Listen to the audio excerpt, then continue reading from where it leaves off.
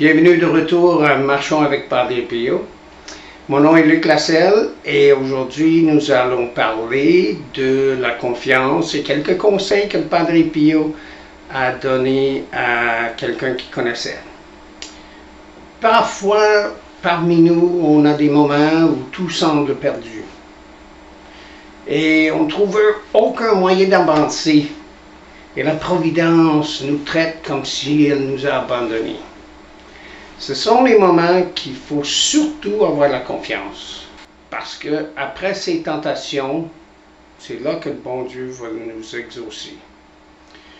On peut rencontrer des ennuis, parfois spirituels, parfois temporels, parfois une chose ou une autre. Et même des séparations entre familles, entre des membres de sa famille, etc. Et à ce moment-là, on demande à Notre-Dame de nous sauver. Et Notre-Dame, en nous sauvant de ces difficultés, fait aussi quelque chose dans nos âmes, dans l'ordre de la grâce, par laquelle on sent en quelque sorte sa bonté maternelle, souriante, affable, bienveillante, et une espérance qu'elle nous écoutera de nouveau dans le futur, si on passe par d'autres circonstances difficiles. Nous devons demander à la Sainte Vierge et à Saint Padre Pio de nous accorder cette confiance qui peut résister à tout, même aux plus grandes tristesses et les problèmes les plus difficiles. Maintenant, je vous passe M. Jean Goyard, notre directeur, qui va vous raconter cette histoire dont j'ai mentionné au début. Et puis, si vous n'avez pas encore cliqué sur un like, ou si vous n'êtes pas abonné, s'il vous plaît, faites-le. Partagez cette vidéo parmi vos amis, votre famille, et répandez la dévotion à Saint Padre Pio. Et puis, n'oubliez pas d'aller sur notre site internet et commander la photo bénite du Padre Pio.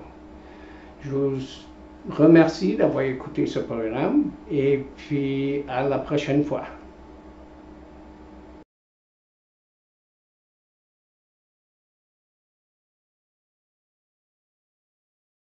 Cinq conseils pour que vous ayez plus confiance. Chers amis, fidèles du Padre Pio, bonjour, mon nom est Jean Goyard et vous assistez au programme Marchons avec Padre Pio.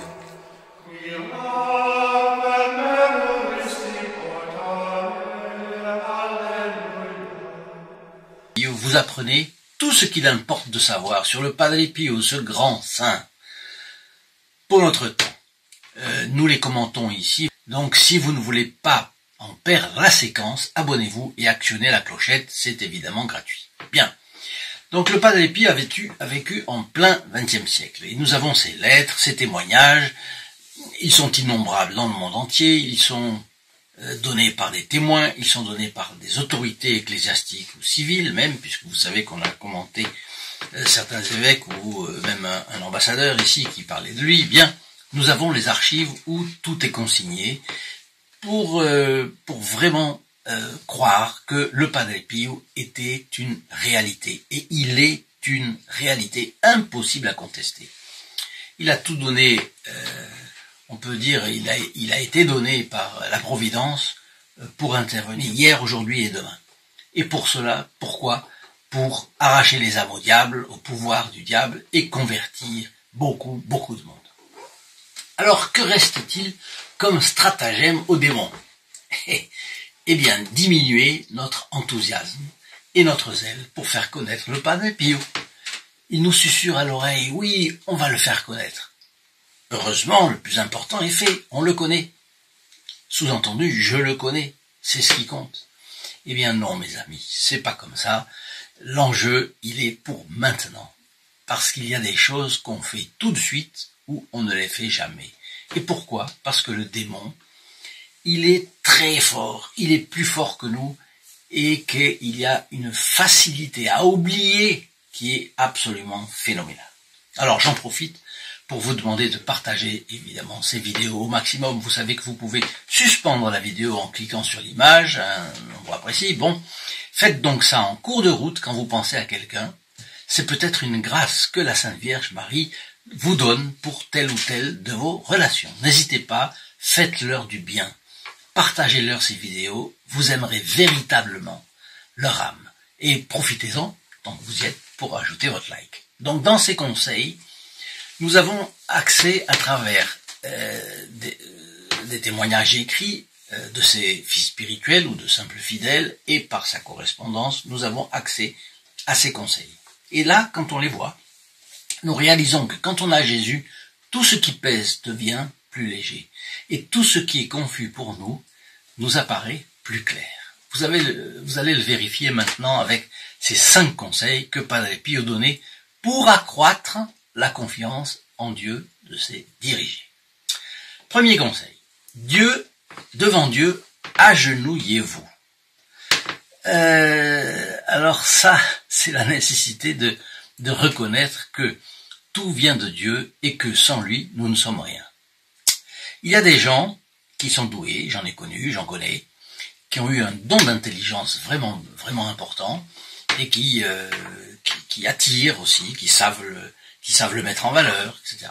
Mais j'ai remarqué qu'il est difficile qu'ils ne s'attribuent pas à eux-mêmes, parfois, ce don que Dieu leur a donné avec leur existence. Et l'humilité, peut-être, est-ce la vertu la plus caractéristique du Padre Pio. Dans tout ce qu'il faisait, on discerne ce détachement des choses du monde, et il avait un véritable esprit surnaturel. Alors, il centrait toutes ses réflexions sur ce qui avait trait à Dieu, parce que, en fait, il l'aimait par-dessus toute chose. Et on dit toujours, vous savez, là où est votre pensée, là est votre cœur. C'est-à-dire que, comme son cœur était à Dieu, eh bien, toutes ses pensées tournaient autour de Dieu. Il n'y a pas à tortiller, hein. La position de la prière par excellence, c'est à genoux. La grande posture de l'adoration, c'est à genoux. Je sais qu'il y en a d'autres, évidemment, mais si l'Église a tant insisté sur la position à genoux, c'est bien pour quelque chose. Et on voit combien de personnes à genoux qui prient la Sainte Vierge, qui prient et elle a l'Annonciation, et ainsi de suite. Être à genoux est la position de la supplique. Saint Pierre Julien Aymar, vous savez, il est le fondateur des Pères du Saint-Sacrement, il a donné sa vie à l'adoration du Très Saint-Sacrement, et il demandait à ses religieux et aux laïcs autour qu'il convenait de faire attention à la prière corporelle, surtout devant le Saint-Sacrement. Important. Deuxième conseil, Dieu ne m'a jamais refusé une demande. C'est vraiment impressionnant de voir le Padre Pio, quelqu'un de canonisé, qui a donc pratiqué l'humilité à un degré héroïque, dire que Dieu ne lui a jamais rien refusé. Alors on pourrait dire non, il y a une contradiction, et il dit là qu'il n'a rien refusé, et parfois il y a des gens qui demandaient des grâces et qui ne les avaient pas. C'est curieux. Il levait les yeux au ciel, il demandait, et il voyait que c'était accordé ou pas, n'est-ce pas? C'est ça qu'on a comme impression. En réalité, il consultait Dieu.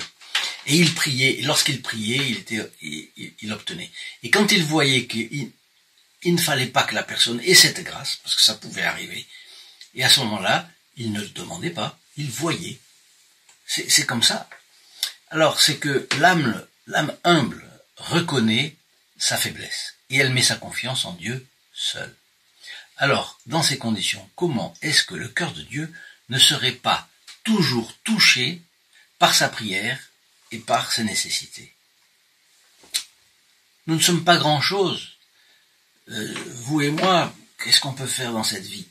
Eh bien, alors c'est mieux encore. Ce sont des gens comme nous qui n'avons pas de grands dons que Dieu aime spécialement parce qu'il aime faire arriver de grandes choses par des gens faibles qui ne risqueront pas de s'attribuer à eux-mêmes les mérites de Dieu.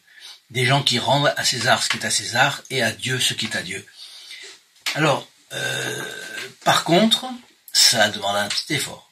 Ça demande un petit effort de suivre vraiment les pas du Padre Pio, dans l'humilité d'où viendra la confiance. La prière, d'où viendra la confiance. Bien.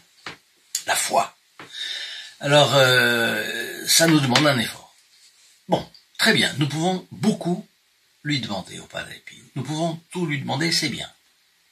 Mais n'oublions pas non plus de le rétribuer, de l'en rétribuer.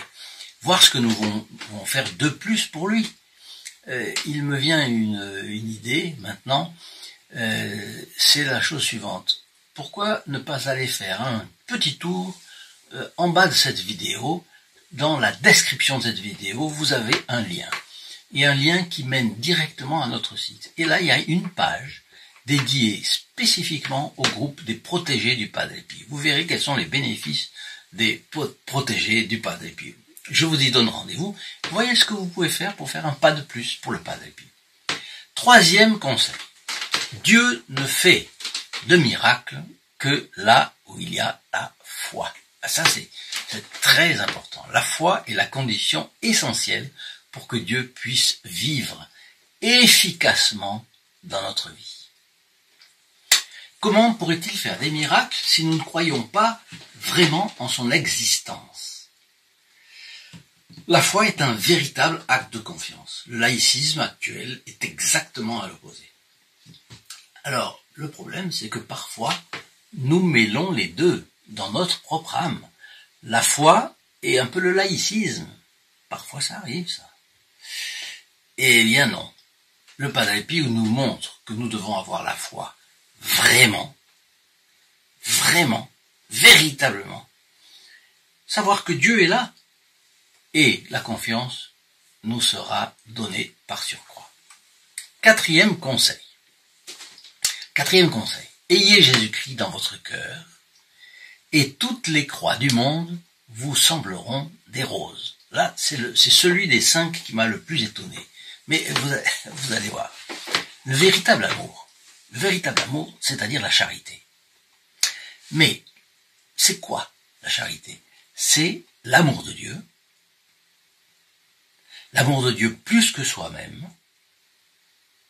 Et c'est l'amour du prochain pour l'amour de Dieu autant que soi-même. C'est beaucoup plus exigeant que la formulation ne le laisse le croire. Bon, ce n'est pas je vais donner de l'argent à ce pauvre qui tend la main dans la rue parce que en lui donnant, je me sens charitable, je me sens sensible à la pauvreté. Moi qui suis moins pauvre que lui. Bon, ça, c'est l'amour de soi. Je donne pour me faire plaisir. Ça peut arriver, ça peut arriver. Bon, le véritable amour, c'est l'amour des âmes. L'amour des âmes. Quand un père prive de dessert son petit gosse, parce qu'il a fait une grosse bêtise, il lui apprend de cette façon, parce que la bonté n'a pas suffi, donc il lui apprend avec une privation. Bien. C'est une punition, cela punit le corps, mais c'est pour le bien de son âme. Le bien de l'âme est supérieur au bien du corps. C'est le grand but dans la vie. Alors, il s'ensuit que on reconnaît le véritable amour pour les âmes. À quoi? À l'amour et au zèle que la personne a pour les âmes. Ah, c'est ça. Et l'amour transforme ceux qui aiment. C'est assez impressionnant. L'amour transforme ceux qui aiment. Parce que quand on aime vraiment avec le cœur, on fait des sacrifices et pour l'autre. Et puis, on est content de lui avoir fait du bien, même s'il n'y a pas de rétribution de notre part. Nous rétribuons le Padre Pio, mais s'il n'y a pas de rétribution pour nous, nous le faisons quand même. Nous le faisons par amour de Dieu. Voyez ? Dans ces conditions, l'amour transforme ceux qui aiment. Et ce n'est qu'en ayant une vie de prière, évidemment, une vie intime de prière avec Jésus, que nous pourrons avancer dans la vie spirituelle. Et nous conformer à sa volonté, parce qu'il s'agit de se conformer à sa volonté aussi. On ne peut pas vouloir prier et ne pas se conformer et être rigide avec notre Seigneur. Ça va pas. Alors vous serez content à ce moment-là de voir combien l'apostolat du Padre Pio progresse. Donc ayez Jésus-Christ dans votre cœur et toutes les croix du monde vous sembleront des roses. Alors je récapitule. Le premier, c'était devant Dieu, agenouillez-vous. Deuxième conseil, Dieu ne m'a jamais refusé une demande. Troisième conseil, Dieu ne fait de miracle que là où il y a la foi. La foi est la condition essentielle pour la confiance. Et puis, ayez Jésus-Christ dans votre cœur et toutes les croix du monde vous sembleront des roses. Il y en a un cinquième. Le cinquième conseil. Une seule chose est nécessaire. Être proche de Jésus. Que pouvons-nous craindre si Jésus est avec nous? Que pouvons-nous craindre si Jésus est avec nous? Les âmes vacillent souvent parce qu'elles ne sont pas proches de Jésus, ou qu'elles oublient que notre Seigneur Jésus-Christ est à leur côté et qu'il les aime vraiment. Voyez, il est possible de changer notre attitude intellectuelle par rapport à Jésus. Considérons-le comme ce qu'il est, c'est-à-dire proche de nous. Proche. Rappelez-vous, il est présent, il est vivant et il est aimant. Il est présent là, il est vivant, véritablement, nous le disons dans le credo, et il m'aime, il vous aime, il nous aime. Et vous allez voir qu'il vous donnera force et courage dans les moments difficiles. Abonnez-vous, ajoutez votre like, partagez ces vidéos, mettez vos commentaires, dites-moi ce que vous en pensez, et je vous donne rendez-vous à demain. Je vous souhaite la bénédiction du Padre Pio. Au revoir.